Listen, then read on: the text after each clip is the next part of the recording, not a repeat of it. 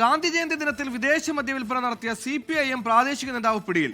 കൊല്ലം കരുനാഗപ്പള്ളി ആദിനാട് സ്വദേശി രഞ്ജിത്താണ് എക്സൈസിന്റെ പിടിയിലായത്.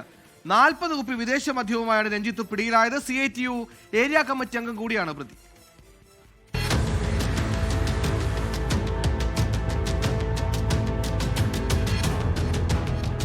Dry day ദിനമായ ഗാന്ധി ജയന്തി ദിവസം കച്ചവടത്തിനായാണ് രഞ്ജിത്ത് വിദേശ മദ്യം ശേഖരിച്ചത്.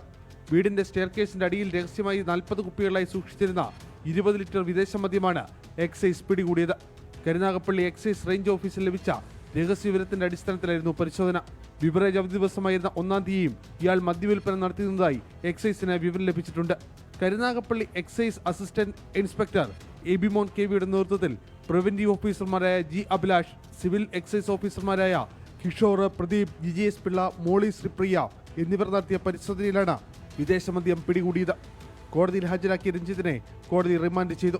CPIM പ്രാദേശിക നേതാവും CITU ജോയിന്റ് സെക്രട്ടറിയുമായ രഞ്ജിത്ത് നേരത്തെയും അനധികൃത മദ്യക്കച്ചവടം നടത്തിയിരുന്നുവെന്നും എക്സൈസ് പറഞ്ഞു. 24 കൊല്ലം. ലോകത്തെവിടെയായാലും ഏത് സമയത്തും 24 വാർത്തകളും ഓഗ്മെന്റഡ് റിയാലിറ്റി പാക്കേജുകളും എക്സ്പ്ലെയിനറുകളും വിശദമായി കാണാൻ ഞങ്ങളുടെ YouTube ചാനൽ നിങ്ങൾക്ക് സബ്സ്ക്രൈബ് ചെയ്യാം.